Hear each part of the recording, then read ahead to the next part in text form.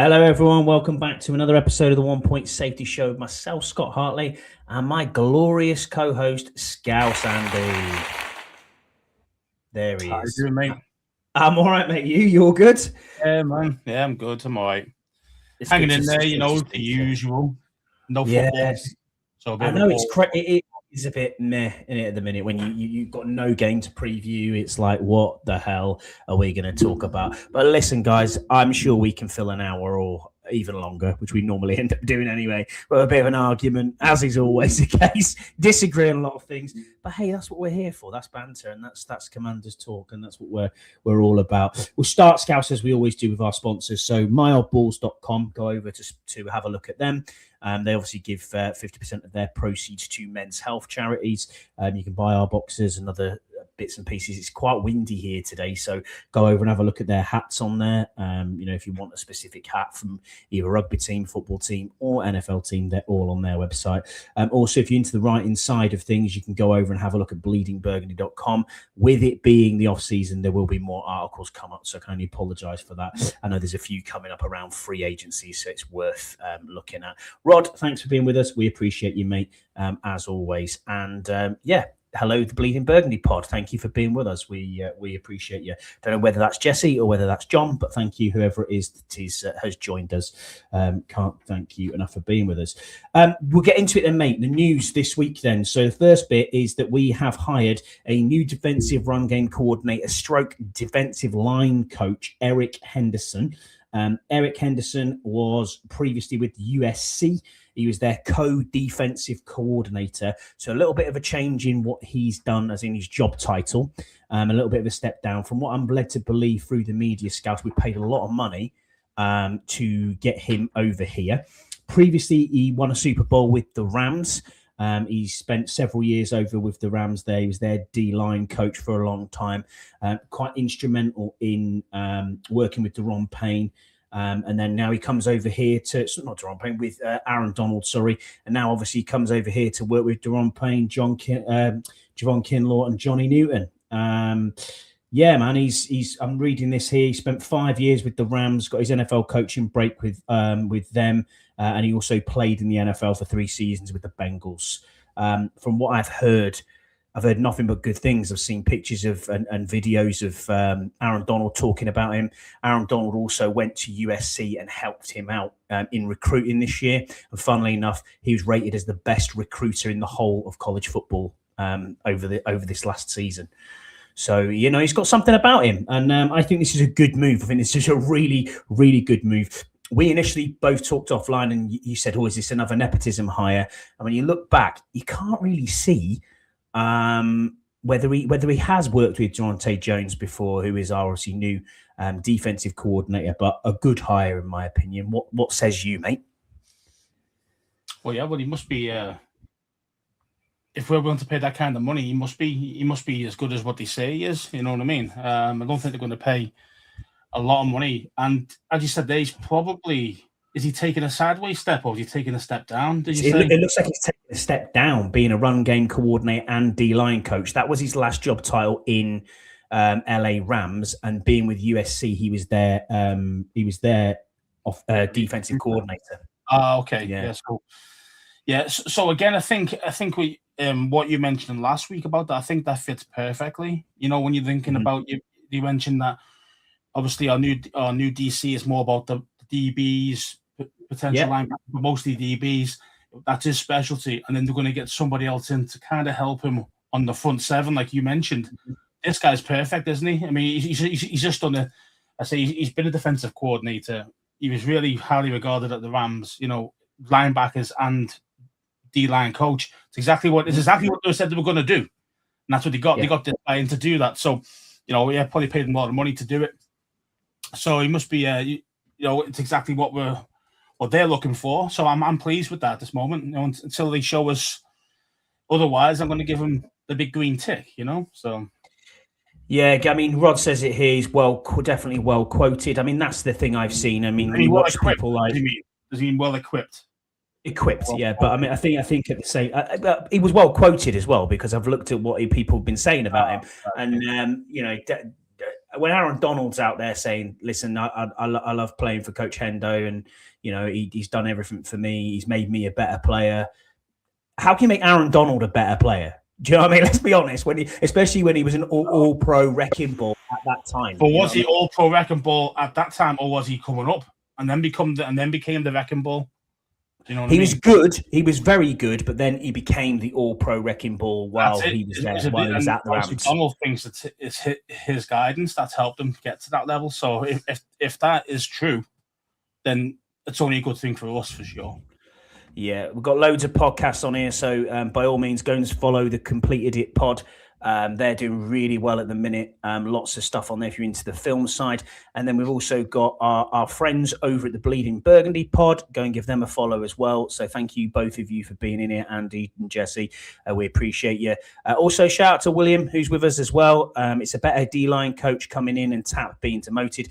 Yeah, we'll get into that. I mean, the other side of it is the previous D-line coach was Daryl Tapp, and he'll be reassigned to assistant D-line coach.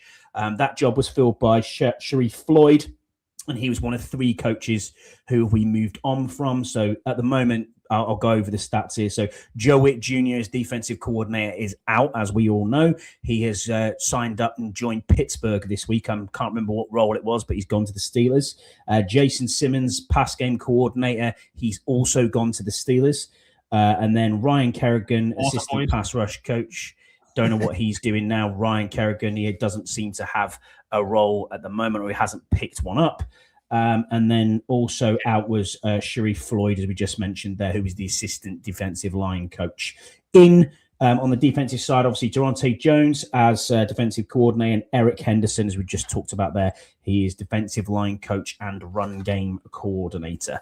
So obviously having that extra run game coordinator title gives him a little bit more moolah, Scouse. And yeah, that's it. Secondary and assistant head coach for Witt at Pittsburgh. Thank you, Scott. I don't know how this guy got a promotion. This guy is awful. So I don't know how he's done that. Yeah, you tell me. I don't know that one either. But yeah, man, that's the coaching side of life this week. That's where we are with that. The other bit of news we've had is we've seen a new logo that kind of hit the X and hit the socials, and people have been speaking about that. And maybe someone's going to get fired for releasing it early. I don't know, but it's kind of got 2 spears around Roman Greco kind of design with the W in the middle. I mean, I still hate this taco holder W. I just think we need to get away from that completely. But what are your thoughts around looking to bring back some of the old motifs, shall we say? I mean, I like that. I mean, I do. I want us to. Well, no, as you always know, I've always been a Redskins guy. So I've always going to be. If anything that comes back, anything close to that, I'm always going to be. It's definitely I'm going to be in favor for. You know what I mean? So I'm not worried about anything like that. But yeah, I mean that guy's probably going to be in the shit. Whoever let that slip, that icon being out there. But in saying that, I don't like this actual design. Yeah, because if you're gonna put stars on it, I mean, okay, fine. If you're gonna put stars on it, fine. But if it's like normally as in us, we know about the soccer side of things where it's more, if you've won a World Cup or if you've won the Champions League or something like that, you can put a star on your actual jersey, that type of thing. Well, if that's the case, obviously the NFL version is the Super Bowl. So technically you should have 3. 3, yeah. So instead of 2. So I don't understand where the 2 stars is for. Like, what is that? Is that just to make something more symmetrical? It's the DC stars, mate, from the flag of the District of Columbia, mate. Really? That's what it is. Yeah, yes. That's where the 2 stars come from, mate. Yeah. I don't like it. So if you look at the back of any of your jerseys, they're on there, mate. That's where that bit comes from. So yeah, that's exactly what it is. As obviously. Completed pod here. Andy says too many bloody coaches in the NFL. Assistant to the assistant who needs an assistant. Yeah, you're not wrong. And then Scott G, shout out to Scott. Hi, nice to see you. He said head coach at times just holds it while the head coach takes a piss. That's what the assistant coach is there for. All right. Yeah. Will, shout out to Will as well. He says he's friends with Mike McCarthy in the same way. That's why he got a job here. Okay, totally understand that. Yeah, he was at Green Bay as well, Joe Witt Jr. So that's definitely not skill, is it? It's definitely not skill, but your wit. I mean, exactly. You've seen how bad his skill is. W is the best part. Not a fan of the spear. Never have been. Oh, Jesse. This is the logo, mate. This is the one. We need this, but we need it with the correct dates on, obviously. Than that typo. But maybe that's just me, and maybe that's just a European thing. I don't know, because when we were in Madrid, we were discussing this, and there wasn't a European fan who didn't like this or preferred this logo over the W. And maybe that's like a football thing. Do you know what I mean? Maybe it's like that's what we're used to. Do you know what I mean? Yeah, I mean, a W is a W. At the end of the day, I mean, what's that? I mean, it just looks like a shit tackle holder, doesn't it? Let's be honest. Different teams, yeah. I mean, it's different teams with a W, isn't it, as well? So it's not like it's unique to as in us. It's not unique to us. You know, there's other Washington teams out there with W's. You know, college teams, stuff like that. I've got the big W on there, very similar style as well. So it's kind of like, yeah, I mean, we made a little bit of a spin of it by putting the UK badge on, but in general, it's kind of it's a nothing logo, it's a nothing brand, really, being honest. You know, that's the reason why I'd like to go back to some heritage of the old. But again, so if it was literally the spear or a spear, like it used to be, then yeah, I'm happy with that. 2 spears with 2 stars and all this. It's very, very busy. I don't like it. It's too much. You know what I mean? Andy again says, the more we try and look back, you give a nod to the past, the more people will moan, just move on. I can understand that point of view as well. I get it completely. Why should you let go of your whole past, though? Why should you do that? Because we had a scumbag in charge a few years ago. Now, do you know what I mean? Like, come on. You should not get rid of everything. You know, you're proud of where you come from. You're proud of where you started from. You're proud of where you've got to. You know what I mean? Like in life in general. So same thing with the team. Yeah, the team's changed, like the name's changed and all the rest of it. And yeah, we are moving on, but it's still nice to actually this is where it came from. Do you know what I mean? And I think that's what we should do. We shouldn't just completely go, fuck that, just purely because of, you know, the bad name and scumbag owners and all the shit we've had to deal with. I mean, I understand getting rid of that part. That's horrible. Yeah, I get that. But you can't get rid of the whole team, everything, the essence of the franchise. You know what I mean? Like, as a fan, I grew over the years. I've grown with it. Do you know what I mean? So I just don't think. I don't think you should get rid of it completely and completely forget about our past. You know what I mean? I think it should be something going on. You know, but maybe not back to the original or whatever. But you know what I mean? Just kind of should have something there. Totally get it. Scott says it's too busy to put this. That is, yeah. Obviously, on. Yeah, I get that. I understand. And then obviously, Will's back. Or something like that would be fine. The shirt logo I can get, but yeah. It does look more like a soccer badge. The W looks like an American sports logo. Yeah, I get that. I understand where you're coming from with that. We're never getting the Chief back on a helmet, so I really don't care. Just win games. Agreed. Just win games. Yeah. You're not wrong. You're not wrong, Will. Absolutely. Well, the whole thing, man, of all of it. It's all about winning. Again, just win football games. Yeah, got it as well. And then Evening Deluxe, thanks for being with us, mate. We appreciate you. Other news, mate, that we've got here as well, International Series, NFL Series games. So there are 3 games in London. We'll get into that in a second. Madrid, it looks like the Bears are the home team for the Madrid game from what we've been hearing. Melbourne has the San Francisco 49ers playing the Rams. That was just announced earlier that the 49ers are the other team. We knew the Rams were going, but we didn't know that the 49ers were there. We have a game in Mexico City, a game in Munich, a game in Paris, and the Saints are the home team. So it will not be the Commanders because we cannot play. We don't play, not slated to play the Saints this year. And we also have one in Brazil, in Rio. The rumours, and it's been well documented on most pods and most of the radio as well, is that we are hearing that we will be playing back-to-back games in London, one at Spurs, and then the following week, so it'd be the second Spurs game. The following week, we would be playing the Jags away because they are on the schedule, and the Jags obviously will be playing at Wembley. What are your thoughts if indeed it is going to be a back-to-back London game? And secondly, what are your thoughts on the International Series, Scouse? What do you think? Yeah, I mean, fair play to Australia to get that opening game. Mm-hmm. You know, I mean, for their very first inaugural match, but to get that is 49ers against the Rams at Melbourne. That's going to be awesome. In division game. A division game, I know. Yeah. Yeah, it's a quality game. Like, you really got a good one there. Let's face it, what did we get with the very first one we got? I think it was the Giants, wasn't it? Was it Giants against the Saints? Oh, as in the first London game. Yeah, Giants Saints. Yeah, yeah. And that was 10-7, I think it was, because the weather was shocking. Yeah. Or 10-3, something like that. It was awful, and it was a bad game as well because the weather was crap. So they're going to get a much better game. They're going to get that real West Coast feel as well. I know they play in the Dome, the Rams, but in general, it's going to be really nice weather out there. It'll be happy days for them over there. Do you know what I mean? Giants versus Dolphin was the first London game. Giants Dolphins, sorry, my friend. It was. Yeah, I thought it was the Saints as well. Yeah. Either way, it was shit. You went to it, didn't you? I was at the game. Yeah, that's how much I kind of forget about it because it was a bad game. I just remember Eli scoring. That's all I remember about. He ran in touchdown. That's all I remember from the game. It's awful. But yeah, that's a great one. And then for us, yeah, man. I mean, that's awesome. Awesome to get 2 games, especially how lucky we would be to get that, considering we didn't have anything for how long was it?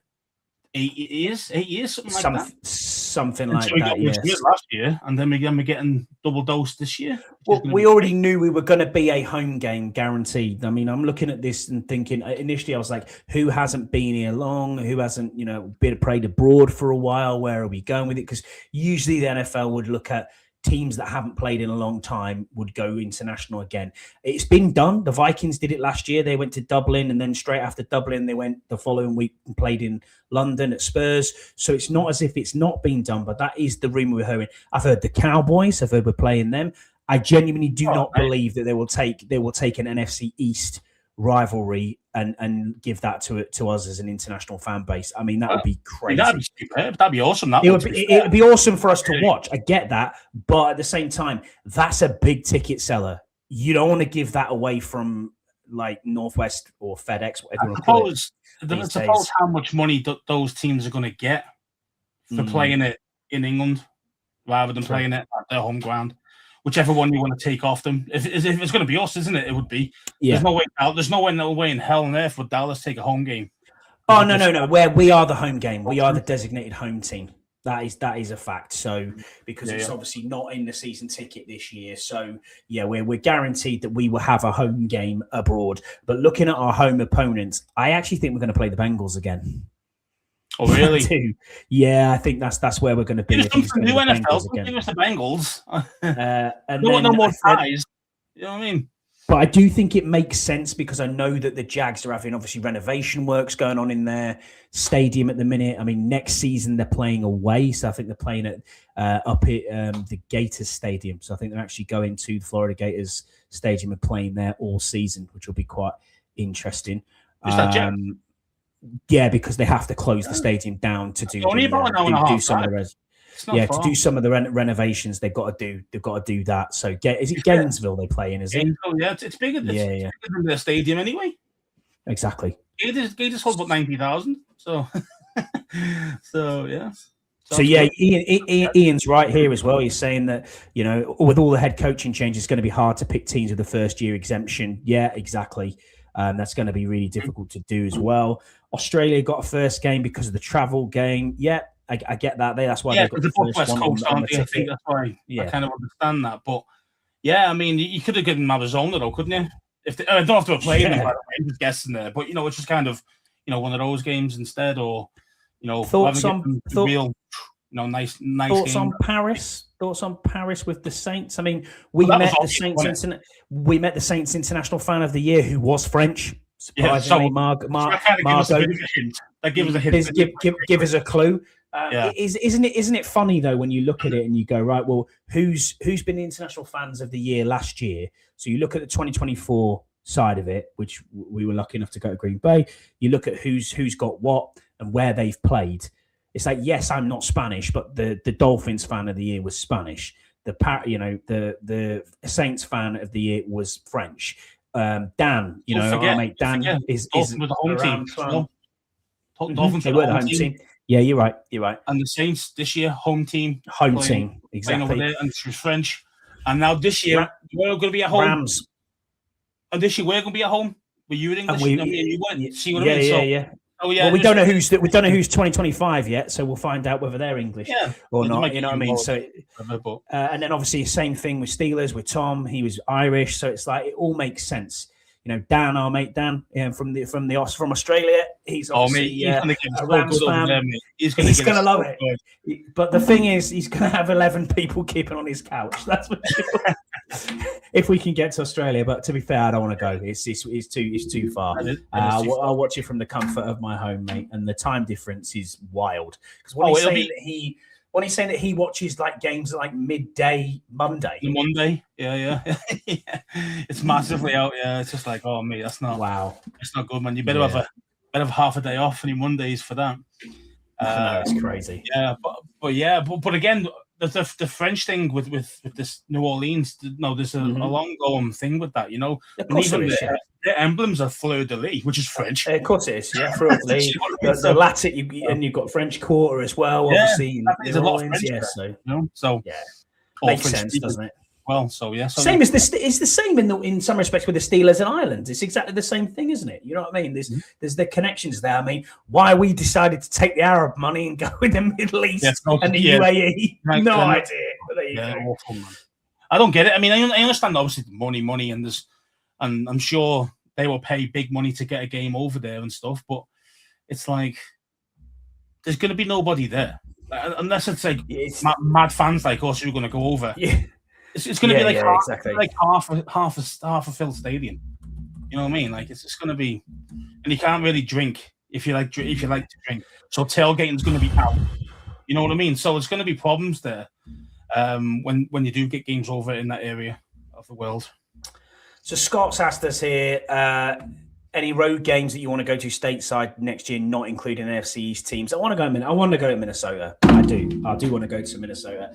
We obviously flew from Minnesota, but we didn't see much of it, did we? To be fair, so I do want to go there. I like that side of the states, so it'd be nice to go there. I don't want to go to Arizona. I mean, looking at our away opponents, we've got Cardinals, 49ers, Titans, and Vikings. Nah. The only one I'd like to go to is the Vikings. What about you? Tennessee's a nice place to go, you know. I know. I'm sure it is. Music City, why not? That'd be all right as well. But Nashville, that's a nice place. It's a nice place. So Burrows says, as he says here, the only problem with the French game is France. Yeah, exactly. It's in France. Well, technically, not wrong. Third world country now. They are. I saw that today. Yeah, I actually saw that today. Yeah, it came up. France is now classed as a third world country. So I'm not going to politics too much, but yeah. So I'm just saying. I'm just saying. I'm not saying, but I'm just saying. You know, you can never go wrong with all the oil money. Yeah, all right, Will. I'll give you that, mate. Yeah. I wish I could have some oil money. Yeah, I'll tell you that. Evening, Yam. Thanks for being with us. Appreciate you, buddy. Nice to see you. But you meet up. So yeah. 100%. 100%. I'll go. So we're gonna miss that. I'll try. Yeah. We're not going. I love you, Scouts. You make me laugh. Oh, shit. Go to Indianapolis Lucas Oil Stadium. I would do, but I want to kind of see my team play there. I'm not that arse. There you go. I'd pay to see Scotty in Arizona with that skin. Mate, he says I'd pay to see Scotty in Arizona with that skin. Yeah, you're not wrong. That'd be like, should have seen me in Iraq. It was horrific. I was like this. Oh my God, I'm going to die. 10,000. Yeah. Factor 1 million. Yeah, exactly. You're not wrong. Well, there you go. Right, we'll get into it then, mate. So we've got a little bit of stuff around free agency. I want to kind of touch on free agency. Not too much, but we want to kind of touch on what we would do kind of to fix the Commanders. You know what I mean? Are we all in or is it all smoke? I mean, if you look at kind of where we are in money, we have 87 million cap space at the moment before we have the rollover money. So rollover money is projected to be about 17 million. Adding to that a few simple cuts. One of them will be Allegretti saving you 3.6 million against the cap. Another one would be Marshawn Lattimore, which we have no dead money on whatsoever. That saves you 18 million. You then need to make a decision on Daron Payne, what you're doing with him, because he would have as it stands, the highest amount against the cap of any contract of $28.6 million, which is enormous. So if you want to extend him, that could come down. If you want to trade him, you're going to get a draft pick and you're going to take away that contract. So there's lots and lots of things we can do, but realistically, we're kind of around about 100 mil when you include the way that the salary cap has gone up as well. Going to be around about 100 mil, which helps us and doesn't help us in a way. Same thing we had last year in free agency. It was a nightmare because teams decided, oh, the cap's gone up. Okay, well, I'm not in cap space hell, so I can actually sign the players that I really want to sign and keep. And I think a lot of these will probably end up being the same way, and they'll get tied down. So you're not really going to see that, or they might get franchise tag because they can now afford the franchise tag.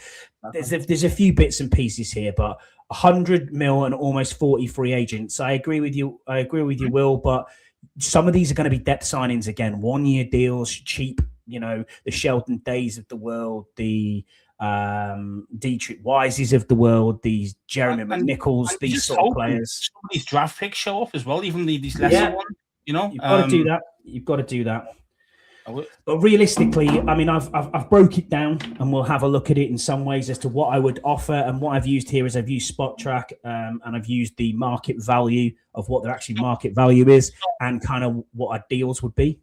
What I looked, I mean, you can go into the numbers. You love the numbers side of it, don't you? Oh, I love it. I love it. Yeah. But just player wise, and just a quick one there. I mean, I looked at it for the free agents that are technically up at the moment. Now again, things can change.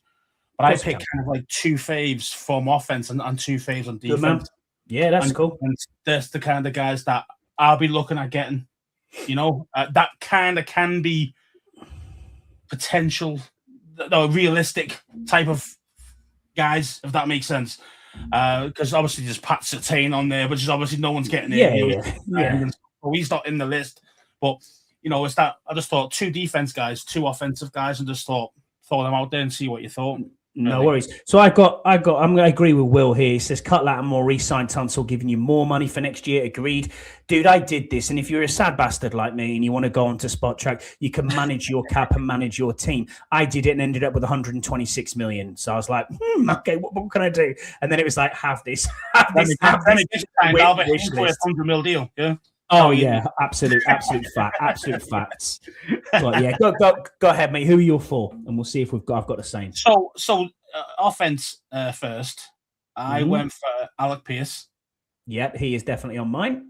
I think he's perfect for our system. 100% agree. He's speedster. He's got the height as well. He's got great hands. I mean, he can jump. He should be a priority. Try and buy if we can get him. And then it was either Isaiah Likely. Is that same again? Yeah. So Isaiah Likely, and again, same type of thing. Be perfect for us, especially with Zach Ertz being gone now. We need someone to take over and be a true tight end 1. I think he'd be devastating in our offense. I think. The other one I was kind of thinking of, if it wasn't going to be Isaiah Likely, I was thinking it might be Breece Hall. No, sorry, it wasn't Breece Hall. It was Rachaad White. Rachaad White, good. Yeah, I like that. He's a 3-down back. He can do it all. So I thought he's more realistic than Breece Hall. I think Breece Hall's going to get tagged personally. But yeah, so I think they're the kind of like 2 slasher or whatever one you want to switch out of those.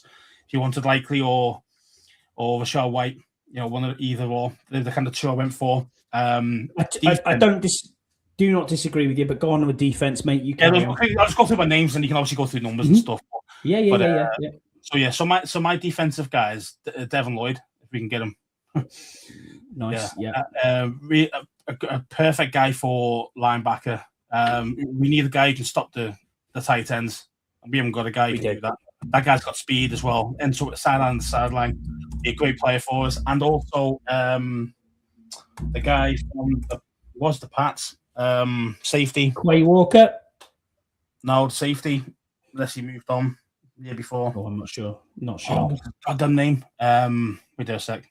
I wrote him down. Right. I wrote him down somewhere because he's a beast. Kyle Duggar. Yes, Kyle Duggar. That's the one. Thanks, Will. Yeah. So Kyle Duggar. Yeah. Again, another perfect kind of hybrid safety type of guy who. That's the kind of guy that DQ loves, to be fair. So I think that'd be really useful to have. And again, he's a guy who can stop these Titans in the pass game, and he's also really good against the run. So I mean, I'd be all over that. I mean, if we can get those two or any of those any of those 4 guys, 5 guys I mentioned, I'd be well happy. So I'll go through like the areas I've gone through. And it's pretty much everywhere, but I'll go through it. So because we need players, and what we need is we need blue chip players, we need younger players, and we need players that can actually do a job and have got recognised talent in the league already. So my running backs that I'd be looking at his first one is Travis Etienne.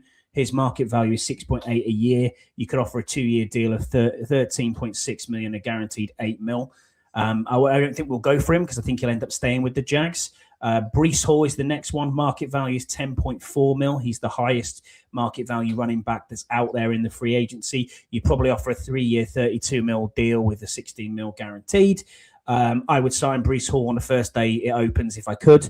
I don't think he gets the free agency. As you said, I think he gets franchise tagged with the Jets. But another one, sneaky one out there, and I haven't gone for it, but I have seen it mentioned, is Rico Dowdle potentially. To look at, or you might look at, he would be a lot cheaper. He'd be around 4 mil in and around that mark. So maybe something we can look at there. Tight ends, I agree with you, Scouse. Isaiah Likely would be very good. 8.9 million is his market value. So you're probably looking at a 2-year deal at 17.6 with a guaranteed 8.8 mil. The other one I really like, and I think is more of a realistic target at tight end, is Chig Okonkwo. From the Titans, I believe he was at 8. He's a little bit less, 8 mil a year.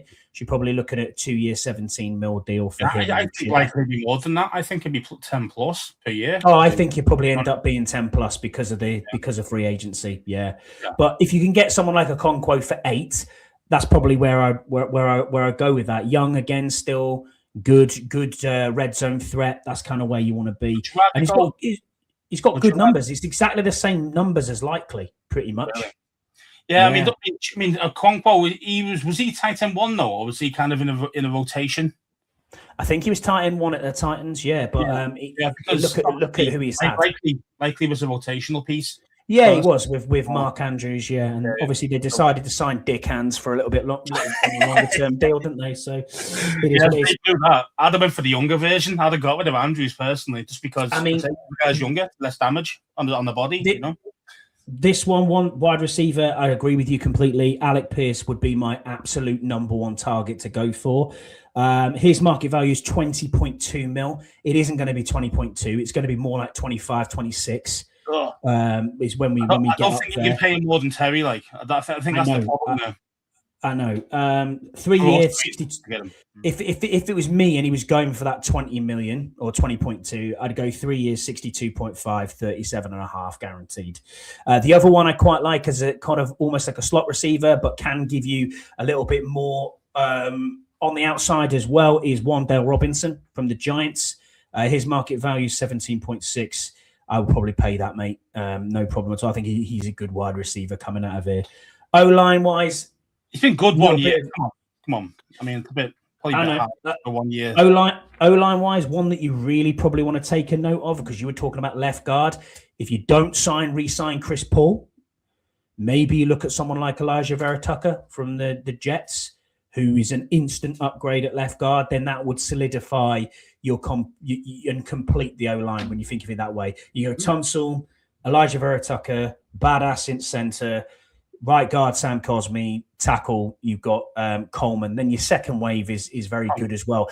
You probably want to be signing Connolly. Apologies. Coleman is what I had in my head as my second wave. You've got a swing tackle there. I'd probably see if I could get Chris Paul back, and then you've got a swing guard.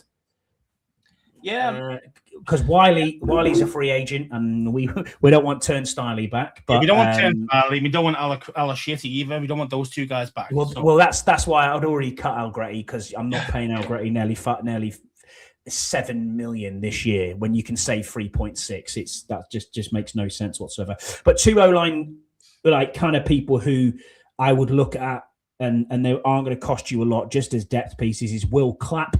I like his name, obviously, as well, because imagine having a Yankoff and a Clapp on the team. That's pretty good. No, Will Clapp was decent for the Chargers a few years back, and this year he'll be a free agent from New Orleans. He's only going to cost you about $1 million, so it's very, very little. I know he does. I know he has. I know he's got an injury history. It's going to be interesting to see what happens there. And then Jamari Saylor from LA Chargers as well. Probably going to cost you about $900,000. He's a center stroke guard. These are both people who have starting center prospects and have also played both guard spots. So Will Clapp's played left guard and center. Jamari Sayers played right guard and center, but has starting reps and multiple starting games, both of them at center. So we need a backup center. We need a backup center, don't we, as well? So it's true. It's true. I mean, I think about it this way. I mean, anybody who played for the Chargers, that they had about 25 people who played on O-line last year. I know they did. How many were injured? So yeah, that doesn't mean anything for that guy who played for the Chargers, who had starting center experience and all that, because I think they were looking. They asked me to play a game last year. Do you know what I mean? Like, bring your boots. Yeah. That's how much they were clutching at straws to try and get fucking traffic cone got 4 starting games. Yeah, that's what I mean, man. So I was like, oh. Yeah, I mean, maybe the other guy, maybe you said that if he has genuine starting experience because he was one guy who was injured and he was second string, then okay, yeah, I can deal with that. Yeah. Second string is where you want it to be, really. If you're going to absolutely. Play. So, but I think the problem we've had is once he's got to that second string and third string depth last year, when we had all these injuries, there was just nothing left. There was just nothing left, was there? So we need to get younger and we need to make sure that we're doing things there. Edge-wise, I haven't gone for Trey Hendrickson. Obviously, I keep seeing it linked on a 1-year deal. Listen, if Trey Hendrickson wants $20 million in a 1-year deal, then yeah, I'm paying it. Absolutely. If you can get what you can get out of Trey Hendrickson back to not last season, but season before, where he's an absolute dominant force, then yeah, but he is older. So what do you do when you're nearly 31 years old? It's like, come on, So 2 I've looked at that are younger. Before getting into them, mate, I mean, I just get a bit scared of 1-year deals when you're paying big dollar guys, because I know. The only problem is the 1-year deal is will they give you everything?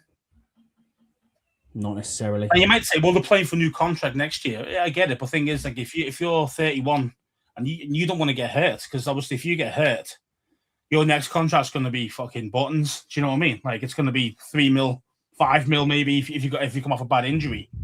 You know what I mean? So it's kind of a double-edged sword, really. You kind of go, yeah, 1-year deal, prove it deal, which and some people do excel in, and it does happen many times, and it's worked out well for people and teams. But I always get worried about the flip side of that, of kind of like, if that guy's banged up, is he going to give you everything? Is he going to put himself really on the line when you really need him to? Just because you might go, business decision, I need to stay out of the way of that. You know what I mean? And just, and might go for touchdown, you lose on whatever, but it saves his health, and that's the problem you get when you're people on 1-year deals. I always find, especially like the big paid guys, not the guys who are trying to prove it and stay on a roster. I'm talking about guys who are like, big names, big monies, and all the rest of it.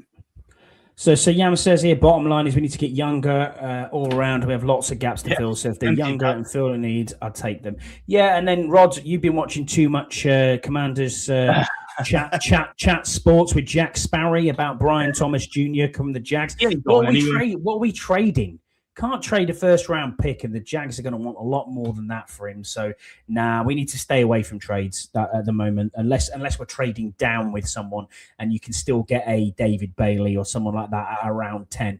Or if we're going to go 3-4 defense rather than a 4-3, you might want to trade down to about 13, 14 and look at someone like Sonny Styles at linebacker, because you're going to need more linebackers. And that's exactly the sort of person that would be an instant fill at middle linebacker and is an amazing talent. That's why I'm going all out for the people like Devin Lloyd. We need guys who can actually go and play now, not just like, as you say, we've got plenty of holes, but we've also got plenty of starting holes as well. It isn't just backup guys and depth guys. It's actually true starters, who true difference makers. We don't have a lot of talent. We mentioned last week. We don't have a lot of talent in general. So we need starters. So, I mean, if we can get Devin Lloyd at 15 per year, something like that, 14 per year, I'd take all that, me. And 100%. Get him in there. Get him in, and let's say another starting guy, especially if you're not going to sign up Quan Martin. If you're not going to bring him back, then I'll be looking at Doug 100%. If you get those 2 guys in, that makes a huge difference to the middle of your defense. Oh, absolutely. My edge guys I've got is two that are up and coming, and one that's kind of been around for a while. Odafe Owe from who's previously with the Chargers and even the Ravens for a long time. His market value is 19.3. So on this one, I do a really big contract. It's 58 mil, 3 years. 40 mil guaranteed. He's an end. He's an end, he is very good. He can play inside at tackle, a defensive tackle as well. He's very good at stopping the run as well. And Will is right. Yeah, this class is so mid. No teams are trading up for anything. Exactly. You're right, because there's no QBs. Exactly, that's the thing. Most people go for QB. That's the problem with trying to trade. And someone's trying to trade up, and you're trying to trade down. Unless, as I say, there's genuine a blue chip guy there that someone's thinking, I need this guy. But again, you don't know until the day. If someone's going to ring you up and say, by the way, would you fancy coming down? You know what I mean? So until that happens, he's right about the Madden thing. Everyone just assumes that you can just trade down. Same with the mocks as well. You can't do that. Trade down, it's fine. But it doesn't always work that way. You need to have someone who wants to trade up. So that's exactly it. That's exactly it, Will. You've probably got 2 very decent tackles, and you might have 2 quarterbacks at best. You've got 1. But you might not have any more than that. And that's it. Depends what someone's doing with Ty Simpson. Don't know. The good thing about us is that we don't need those 2 positions. We don't. And that's exactly it. That's a good thing for us. But it would have been good for us to trade down with somebody if there was actually some QBs. You know what I mean? Because that would have made the difference. But shame. So I'm bringing Dietrich Wise back, obviously from what he did last year. Obviously, we've got Armstrong. The other sleeper one for me at edge, because I do want to tackle edge at 7. If David Bailey's there, I'm getting him in a heartbeat. That is exactly who I want at 7, who can come in and be an instant force for this team. But the other one I think no one's really talking about is at the Raiders. It's Malcolm Kuntz. He's 9.9 million market deal. It'll be a good rotational end piece. I mean, he's still got 10 sacks last year. That's the sort of, and when you look at him, he's gone 8. So he's gone 7, 8, 9, 10 and a half. He's on the upward trajectory. So for me, that says that's an ascending player. He's 26 years old. That's the sort of player who you kind of want to be getting prime, isn't he? You want that prime. It's around that 20s, like mid to late 20s, isn't it? Really, absolutely. Prime, really, obviously depending on position, but most of the time. Yeah. You spoke about linebackers, mate, and the 2 linebackers I've looked at straight away is Quay Walker, previously with Green Bay, middle linebacker, market value of 8.3. And then Nakobe Dean, previously with Philly. He's a free agent. I like him coming out of college, he's just too thin. He's just too small. I know. But they've got problems at Philly as to who they pay, whether they play Blankenship or whether they pay Nakobe Dean. It's like one of them, or Phillips as well, who's the other one who's an edge. Yeah. They can't pay all 3. So it's like, what are you going to do? Phillips, because he's the better player. It's just a case of, can you just keep him healthy? That's the problem. Hi, James. It has been a while. Thank you for being with us, mate. We appreciate you. Safety-wise, talked about it. Reed Blankenship. We talked about him. And the other one is Andre Cisco, previously with the Jags, and he just left. Or he will have just left the Jets. His market value is 3.6. You're probably looking at a 1-year, $4 million deal. Dude, for a safety and a starting safety at that's nothing. And he will be an okay depth piece at least. If Quan Martin doesn't want to do that, I'm probably looking to draft safety as well.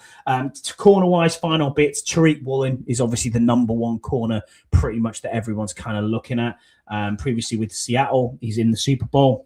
Technically, Patrick Sane's available, but you probably I know. Market value 8.2 million. I'd give him a 2-year deal straight away with 12 mil guaranteed, 18 million. And then Lontae Taylor is my other one. Previously with New Orleans, his market value is 11.2 mil. I'm offering 25 mil, 14 mil guaranteed. So my top 5 targets, mate, going into free agency is Odafe Owe at edge, Alec Pierce, wide receiver, Alontae Taylor, corner, Breece Hall, running back, and Quay Walker is my linebacker as well for middle linebacker. I think if we got all 5 of them players, it would be absolutely ridiculous. With 100 mil cap, with knowing that we need 40 players. Yep. Do we have enough dollar to do all that? Yes. Dudes? Yes, we do. Yes, we do. Absolutely, we do. Even with all them deals that I've just spoke about there, if we signed every single player I've just talked about, we'd still have 35 million cap left. And you need that's before, and that's probably about 8, and that's before we've even looked at how much Tunsil's going to come off against the cap, and if you do anything with Daron Payne and a few other moves here and there, then you're looking at your Sheldon Days of the world, your fucking, Antonio Hamiltons of the world. I know they're older players. Tress Way isn't going to cost a lot of money. These are, Christian Rodriguez has got to come back. People like Jeremy McNichols, they're not going to cost. They're on vet min deals. These are $1 million, $1.5 million every time. So you can fill your roster up with that. It'd be nice to get better than being if you have them five. Imagine if you got them five and you're going, right, well, what have I just got there, right? So hang on a minute. I have now got myself a absolute beast of an edge rusher, which I'm going to get another beast of an edge rusher at 7 in David Bailey if he's available. So my edge room is now Odafe Owe, what's he called? Dietrich Wise, Dorrance Armstrong, and David Bailey. That's a very, very good rotation. And you've gone from having a position of weakness to probably a strengthened position. Alec Pierce is without doubt a wide receiver 2, if not 1A. You know what I mean? Because a 1A, 1B, that sort of thing with Terry. Alontae Taylor gives you an outside corner that you need, and you don't have to necessarily move Mikey back inside. But, we'll make that decision as to what he is when we come to it. Who isn't going to want Breece Hall at running back? I like Bill. I think he's good at what he did this year, but that's a home run hitter straight away. You've upgraded and gone, you know what? I've got the best running back that was in free agency. And Quay Walker, you've got a middle linebacker. That is what you want, who's younger and can go side to side and can tackle and isn't a letdown in coverage. We all saw what happened, and it's not Bobby's fault. But when we saw Bobby Wagner in coverage, you went, oh, shit. Yeah, 100%. Yeah, 100%. He's never been good in coverage, even when he was in his prime. He's always been a guy, reading the line of scrimmage, box fucking kind of linebacker, really. And smacking people in the mouth. That's basically what he was about. Quan Martin tackled better with 2 separated shoulders. You're not wrong. We call it the nameplate tackle. What are you doing, bro? Like, why are you tackling with your nameplate? They need to get in some rugby players, mate. Seriously. I was watching I don't know if anyone was watching. I was watching France versus Ireland, the first half of the Six Nations before we came on here. I don't know the current score, but I was watching that before. It was 22-0 to France at halftime, and some of them tackles that went in there were ferocious. I was like, this is what we need to be watching. We need to be watching how the people do tackle technique. Don't just be like, you know what, I'm just going to lean with my helmet and go for it.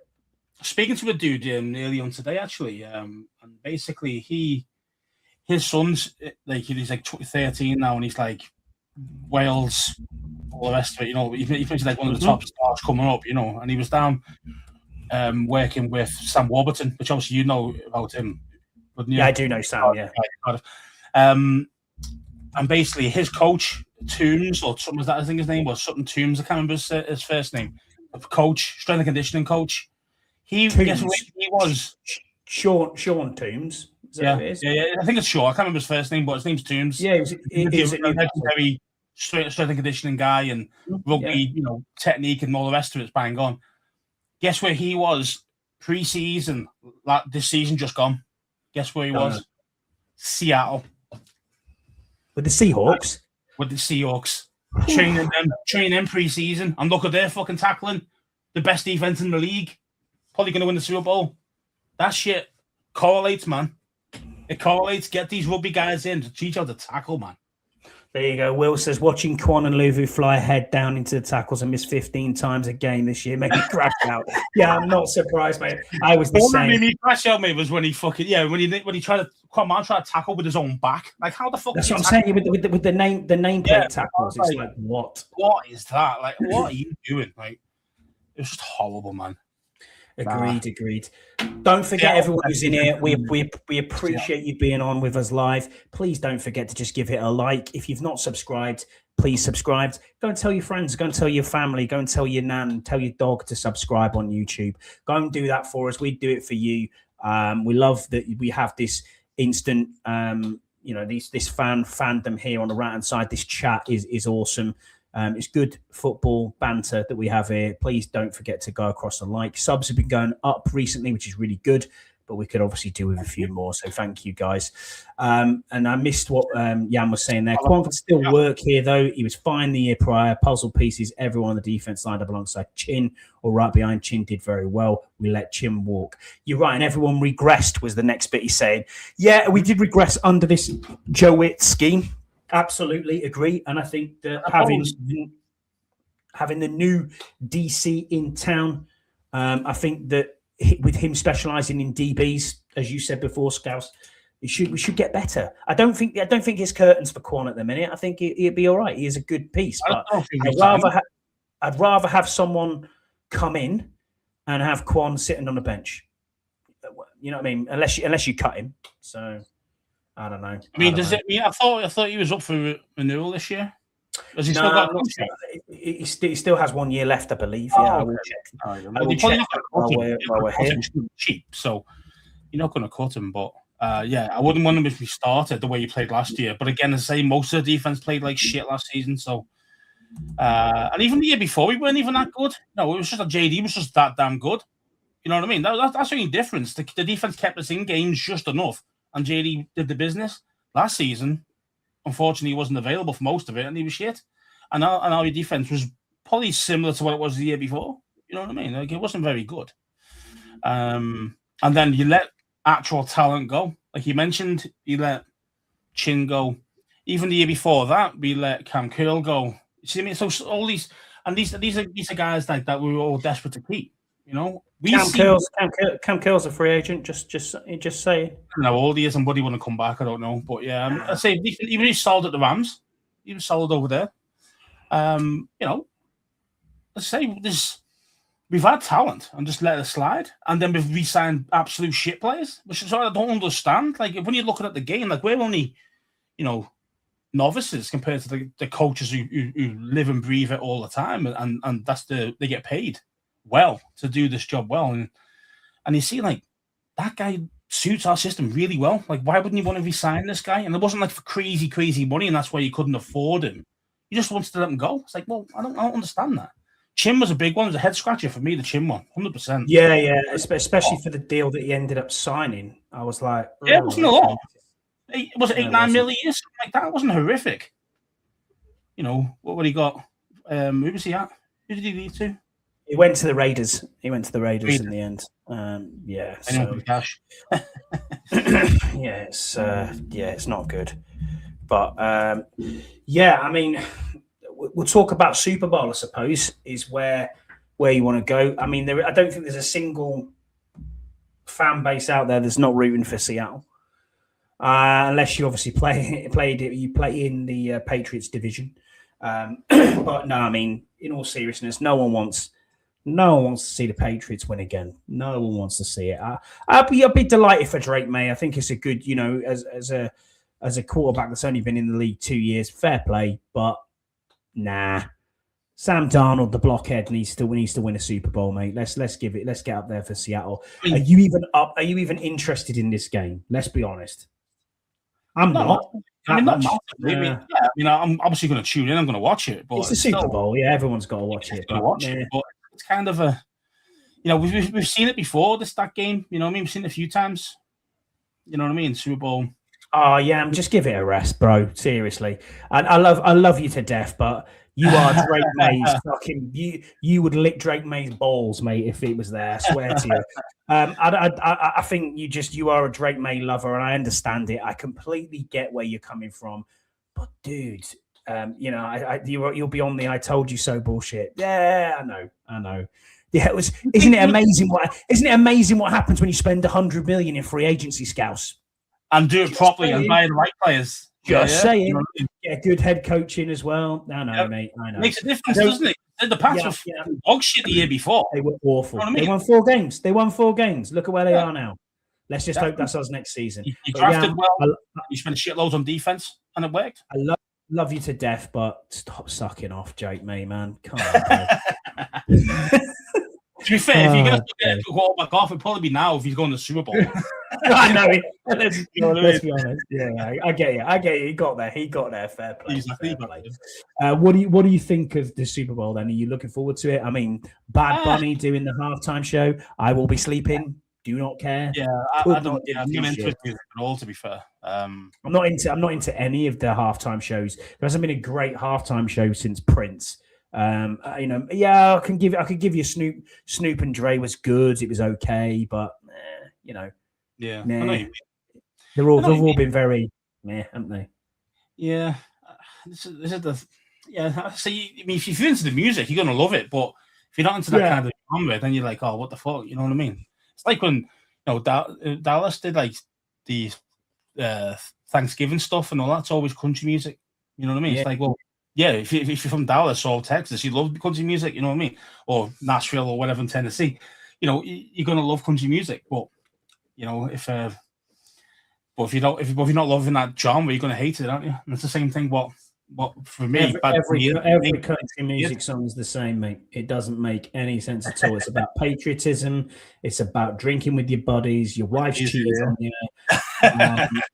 Me and my truck, and being a redneck, and that's about it. And that's country music. There you go. But no, it's all good. Yeah. Seahawks all the way, says Rod. This season's draft should be about helping JD stay upright, and that includes getting JD to play smart and prevent some of the tackles on him. I don't disagree with you. Again, there's a lot of that going to be, I think, a lack of confidence in JD because he has been banged up and he was running for his life half the time. And the other part was, I think, was Kingsbury's problem with doing designed quarterback runs was quite regular with him, and I don't think it wasn't just off script plays. You know what I mean? And I think that the combination of the two just kind of ruined him last season. I just think, with a new OC, I'm hoping there won't be as many specific QB run plays. Because he really shouldn't be doing any. The only time he should be running, really, is if the play breaks down. That's the only time he should be running, in my book. I know you can say, "Would you want to?" And the thing is, he's a great pocket passer. He's a great pocket passer. He's accurate. He's accurate with the ball. You know what I mean? If you give him the time, he's accurate. You know. See, he's got a great arm. He doesn't need to rely on his legs as much as, say, other quarterbacks do, like Murray or whoever. These guys are all rolling around outside. Even Caleb has to. You know what I mean? Like, no, he's great on the run, and he can throw the ball, down the field perfect, on the run.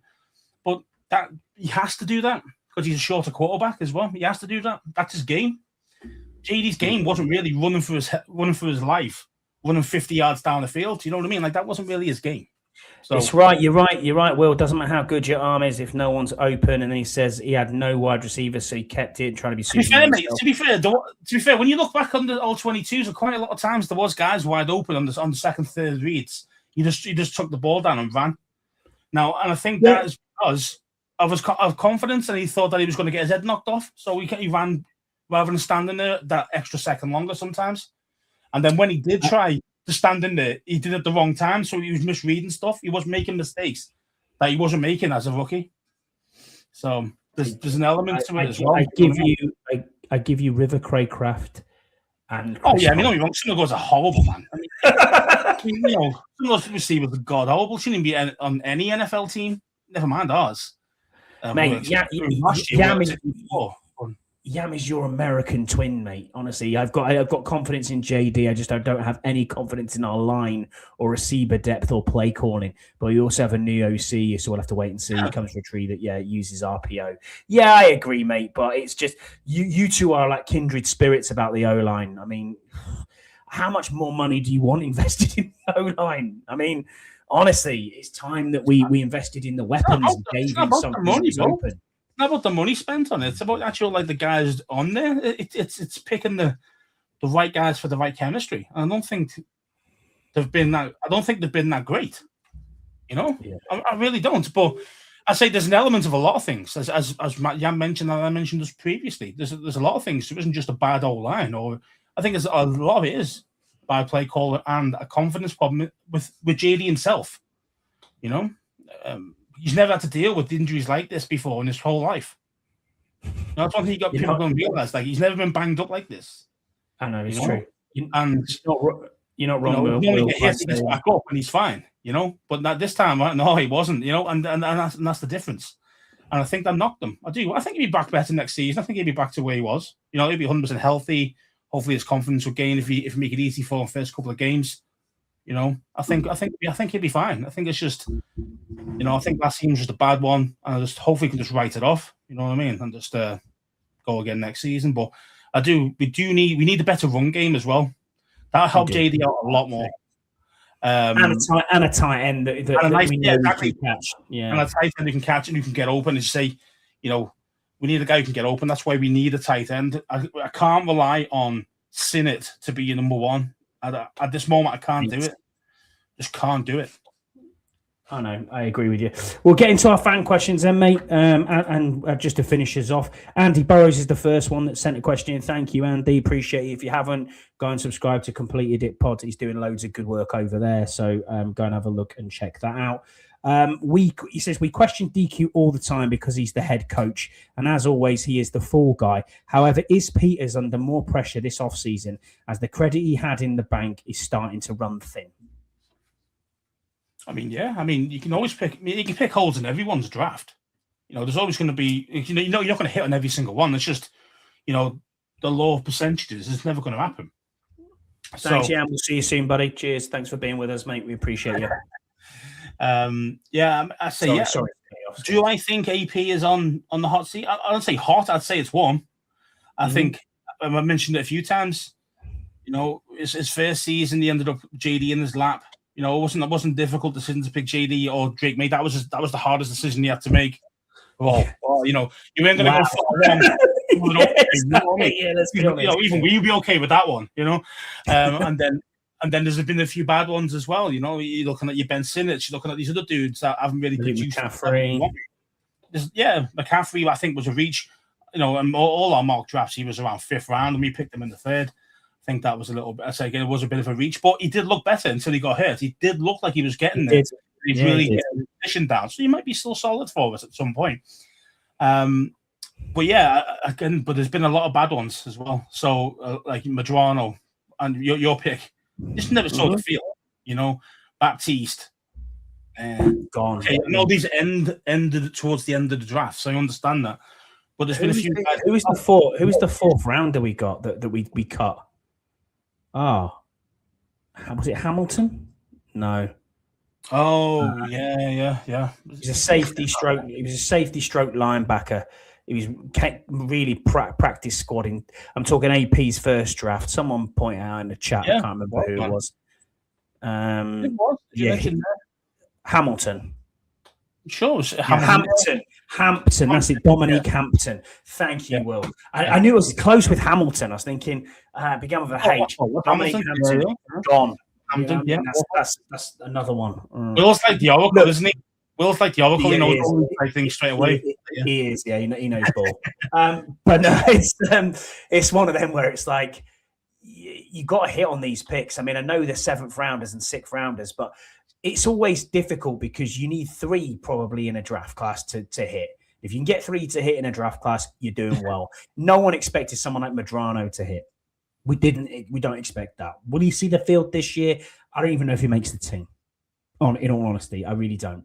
So we'll wait and see what happens. Yeah, and again, but they're like 6th rounders, 5th round, 6th, 7th rounders. They're all some guys. I get it. We always the only reason, as you said, the only reason Ja'Cory Krosky-Merritt was in the 7th rounders because nobody saw him the year before. Yeah, because he was. He isn't there in the 7th round. He's the 3rd or 4th rounder, no doubt. The problem is, and the thing is, that you think, oh, well, he's landed on one. Yeah, he has. No, that is a tick in the draft pick realm. 7th round, that's a big tick. However, he's got a fumbling problem.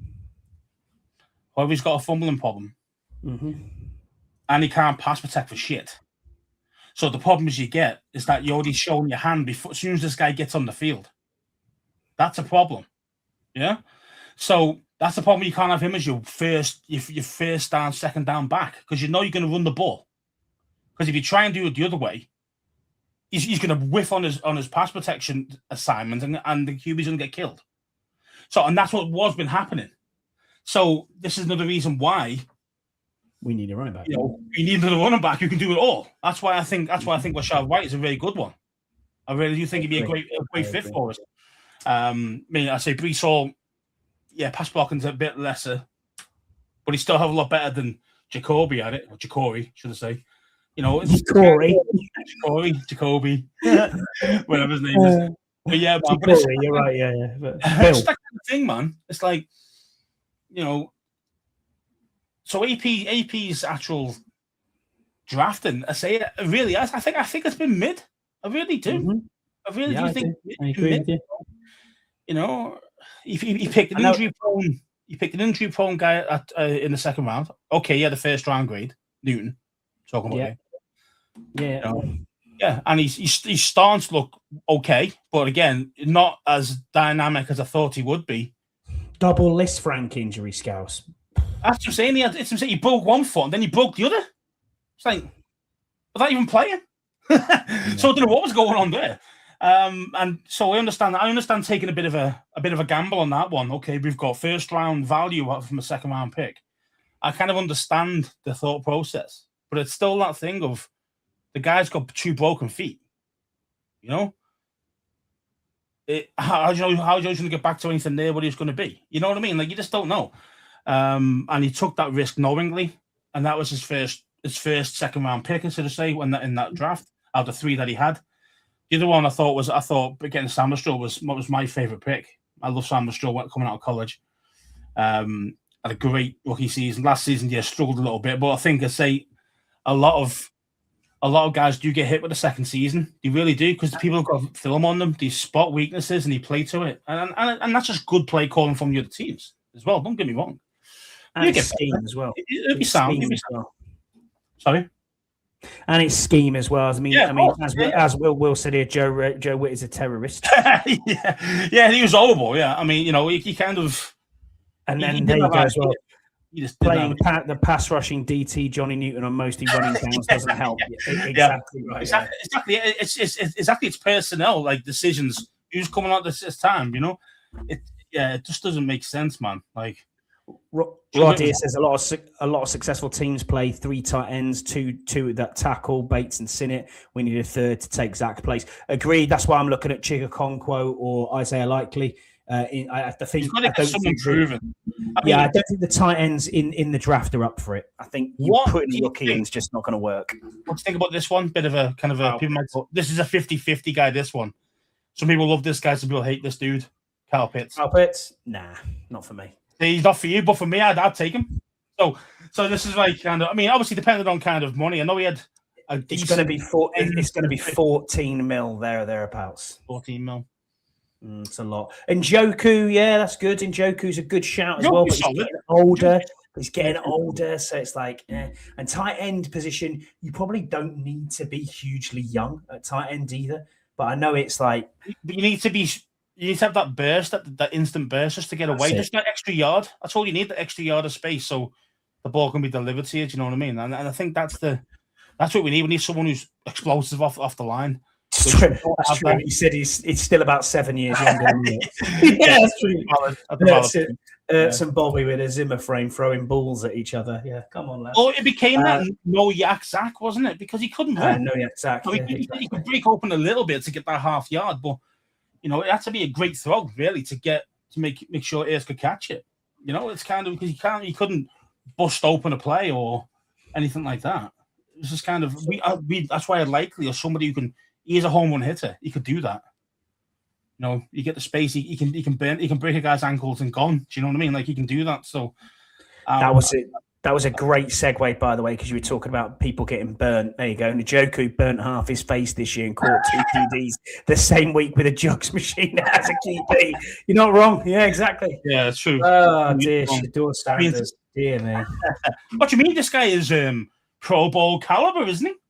Did you? I'm not even going to talk about the Pro Bowl games, but Shedeur. I didn't even watch it, but I saw Shedeur Sanders' first throw in the Pro Bowl games was an interception. Awesome. It's about right. Yeah. I mean, he found his level, though, didn't he? Flag football. Yeah. Flag football. You're not wrong. Tim Town has put a question to us. He says, question for the pod. 2 of the top 5 teams in 2025 NFL free agency spending are in the Super Bowl. The other 3 were not even close. How would you like AP to handle free agency? I think we've already been over that. Yeah. Basically, spend the fucking lot. Spend it all. Yeah. Get rid. Why keep it? I mean, the owner might love you for it, but it's like, do you want to win or do you want to fuck around and be near the bottom again? You get what you pay for, man. You get what you pay for. Yeah, I mean, this is who the top free agents were. So total contract values: Patriots $364.3 million, 19 contracts. They got 19 players in free agency. Minnesota Vikings was 269 million, 16 contracts. 215 million for the Giants, 20 contracts. Seahawks was 205 million, 16 contracts, and the Titans was 163.6. They got 26 contracts for that amount of money. I don't know, mate. We didn't spend anywhere near that. I think we spent about 60 players, 70 mil or something like that. Yeah. 60 players for 60 mil. Yeah, probably. I know. I'll wait an eternity to sign Terry, and then everyone will. Yeah, that was the biggest mistake AP has made by a mile. 100% agree with you. Now I understand that Yeah, I've always said it before. AP has his own number for you, and if you don't like that, you're not signing. He does not negotiate. He negotiates with this, but not with the money. You know what I mean? It's like if he's got a number for you, and you don't like that number, you're not signing unless you come down to that number. And that's exactly what happened. He played his hand. Okay, he won. Cherry did take the money that he was offered, which was a lot lower than what he wanted, but the whole team was just fucked from that. It really was. It happens a lot, doesn't it? You mess around with your captain. In any sport, this guy's he's a captain for a reason. This is why I don't understand the 3 or 4 captains per fucking offense and defense and all that crap. No, it should just be one captain on each side of the ball. That's it. The most respected player. That's going to be your best player, but your most respected player in the dressing room. Right? Now, you fuck around with that guy with his contract, especially after coming off a good season as well. And you do that kind of shit to them, to that kind of dude, what's that going to do to the other players in their minds? It's like, you're fucking around with our boy here. And that's one thing. 2, I'm a good player. I'm coming for contract next season. I'm not going to get the contract that I want here then. So why should I put it in? Why should I put on fucking everything that I've got to play every single week? To do, you know what I mean? And it's only a 2% thing or a 3% thing. But it fucking matters. It matters, man. It really does. You treat your right players right. You know what I mean? Terry's always been the, this is how you should be acting like a real pro. Or up until obviously, up until obviously his recent discretions. But in general, that was the Washington way. Well, if you're preaching that, you pay the guy. Now, okay, that would have cost you maybe an extra $5 million a year more than what you wanted to pay. Right? I reckon all our players would have a hell of a lot. Would have played at a higher level just for having him getting signed early, done, dusted, and no fucking around over the off-season. I really do. I reckon we would have played better. I mean, okay, might not have won 10 games or whatever, but we would have been better. Scouse wants to make it rain. He says, "Well, I've seen it done. I've seen it done, Scott, in real life. Ask Jesse. It rains all the time. Why do I fucking want that?" You know what I mean? It's kind of like dollars out. Yeah, I've seen you. I mean, you know what I'm saying, don't you? I do know what you mean. You might go, exactly what you mean. You know, conspiracy theory or whatever. But the thing is, that is the thing. Of course, it is. If you're not subconsciously, it's a thing. Yeah. If you're not playing, okay, I've not played professionally. Okay, I mean, I was like when I was younger, but I've been working in elite sports at times, and that's how it is. You know what I mean? Like. It's a very different ball game of people, and it's a different thing. These guys have been brought up having licking their ass since they were fucking 8 years old. Yeah. So then you start coming into a big level game, and you're succeeding. You're doing well. You're getting paid, and especially in the States as well. It's all about the money more than anything else, because money equals respect. Yeah. So and this is the thing you see. It's like, and especially from a player point of view. If you respect me, if I'm your number one guy, you pay me your number one money. You know what I mean? And Terry got fucked over. Now, yes, that helped the cap. Yes, AP won. Yes, well done, tick, tick. But really, he lost because our whole team was absolute dog shit. And I think that definitely messed with them mentally. I really do. It's a different thing, man. Like, it's all being nicey-nicey to the owner and all that. Yeah, brilliant, thank you, well done, kiss my ass, whatever. It doesn't matter. End of the day, in that locker room, it's different. You know what I mean? And during the week, when you're not when most of the reporters aren't around, that's where it really hurts. That's what really matters in that time, not just on the field on a Sunday. And it's a big thing. It's a big thing. You fuck around with your captains, you better get rid of them, or you make them happy. You don't do what he did. You know what I mean? You don't go, yeah, I'll make you sign a 4-year deal, out of shit deal that you didn't really want. See what I mean? Mm-hmm. He wanted to stay. That's where he lost his leverage. That was the problem. He lost his leverage on it. But AP just seen it right down the middle of money. That's how much, to me, in my head, that's how much you're worth, and that's it. Now, a lot of people will agree with AP. He's only worth 22 mil, whatever it is.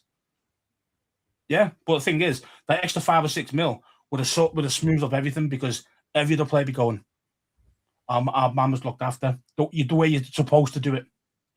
That means I'll follow suit. You see what I mean? And it's not gone like that. So you're not wrong. So Scott G's our final question. This is, what was the worst fan take of the week, and why wasn't Scout saying Downs would likely fail in Washington because of some Sean Taylor shadow form from last week's podcast? I understand where you're coming from, Scott. I understand where Scouts is coming from, because the minute that person makes a mistake, he's going to get comparisons. You were right in what you're saying. If he goes anywhere else, he is going to get won't have that comparison. He won't have that comparison. He won't have that pressure. But it doesn't. It is a pressure thing as well. I understand that, but it's like if you wear the number 9 at Liverpool or Newcastle, you've got a pressure there. You know, are you as good as Alan Shearer? You've got to be exactly. You're taking on that coveted jersey. Okay, no one's taken 21, but it's still that same thing, though. It's kind of like, I know what you're saying. Yeah. You're in that position, and a position of that really a safety doesn't normally go that high. Yeah, Sean Taylor, high safety. Yeah, I know what you're saying. Like, obviously, this guy was a 3rd round, and no one would put any comparison to him. You see what I mean? But because he'd be, potentially picked at 7. I think Sean T was, what was he, 4th or 5th? 4, I think, yeah. 4th or 5th. So again, that level, that high in the draft, you better be as good as him or very damn close. And if you're not, you're going to get rinsed. And that's the problem. Fans will do that to him, even though, say he might even be a brilliant guy, a brilliant player, and he might end up being a great. But he won't be Sean Taylor. I put that now, and every fan will say, "Damn, he's good, but he's not Sean Taylor, though, is he?" When you draft him that high up, he's got to be Sean Taylor 2.0. It's got to be this guy. You know what I mean? But I'm talking like top 5, top 8 type of pick. I'm not thinking like your 2nd round guy should be. I don't mean, when have I ever mentioned Quan Martin to be as good as Sean Taylor? No. That comparison's never been done, because it's not the same thing. Yeah, the expectation is less the lower down the pecking order you pick a guy. It's just natural, isn't it? Especially when you're first rounder that high up, it's going to be tough. That I get exactly. Where you're coming from. Like 25. It wasn't a horrible take, but I understood where you're coming from. I think your horrible take, and I think the worst fan take of the week, was Scouse saying that Chris Paul's been shit. Fucking ridiculous statement. Ridiculous statement. He doesn't pass the eye test. He can leave, and I wouldn't be bothered. Hey, I bet you. Hey, do you know what? If I could get GD on the phone now and say, "Hey, would you want Chris Paul back next year?" You'll say, "Hell no." That's what you'd say. No. You'd say, "Hell no." Chris Paul's not as bad. Hell no. He cost me the elbow. Chris Paul is not as bad as you think. Well, there you go. Second question, Scott G says, has Scotty reached the 500 mark on draft count yet? I do like doing a draft, a mock draft. I'm about 462 at the minute. No, I'm not. I'm nowhere near. I'm nowhere near. I like doing the 7. I like to, when I'm sitting in the gents and I'm like, you know what, I'm doing my business, my morning routine. I just have a quick look at PFN and mock draft simulator. Get in the 7th round on fast speed, obviously, and then I look at Minnesota trying to trade me 15. Is it worth it? I don't know. Carnell Tate sat there. I don't know. No. I love it. I do. To be fair, but there you go. Yeah. Okay. Okay. Yeah, I know. Yeah, I'm looking at like trying to protect the merchandise. JD's the merchandise. Paul is just going to get him burned. Oh, dude. Dude, I've got to be honest with you. Scott G's brought this up. He said Scott runs a mock and accepts every trade back. I sat there one day and I thought, I wonder what I can actually get if I trade back and see where I get to. And I thought TJ Parker, that's where I need to pick for edge rusher at the very end of the first round, if not early second, if I'm going to stay there. I got as far as 26 and he went. I was sat there going, well, there's absolutely no edge here at all. All the top prospects have gone. Shit. What am I going to do? I have to go. Sounds like an AP draft. Restart. What am I going to do? Ouch. Well, there you go. Right, that just about does us, Scouse. There's not much else to talk about. Enjoy the Super Bowl, my man. Anyone that's going to Edinburgh, obviously to the UK draft party over at Malone's, have a great time. Enjoy yourselves up there. I won't be there, unfortunately, because I am at work first thing Monday morning, so I can't get the time off. Enjoy the Super Bowl, Scouts. Have a great night. Enjoy it. Those on the stateside as well who've joined us, we thank you.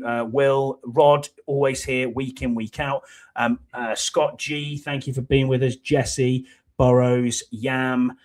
Anyone else who's been in the chat, we really appreciate it. I did have a question from Rod, so apologies, I didn't read it out, but I've got it here. This is the big news would be Eric Henderson hire. Very well thought of D-line coach. He said, obviously, what are your thoughts on the 2-game run in London? Well, we've kind of covered that already. So, yeah, man. It'll be Henderson. Henderson. Eric Henderson. Yeah. Henderson or Hendrickson? No, you should haven't got it wrong. You thought he got a Trey Hendrickson in, and really they've got fucking this guy. They're like, hey, the fuck's this guy showing up? I thought, what's Trey? I traded for Trey. Yeah, maybe. Yeah. Fucking Hendrickson, not fucking Henderson. Who's this dude? No, I don't know. That'd be some fucking AP shit, that. Don't. All right, everyone, that just about does us. Thank you for being with us. We'll be on the same time next week. Please don't forget to smash that like button, the hype video, all that sort of stuff that you get on there on YouTube. We appreciate you all being here, and we'll see you again soon. Bye.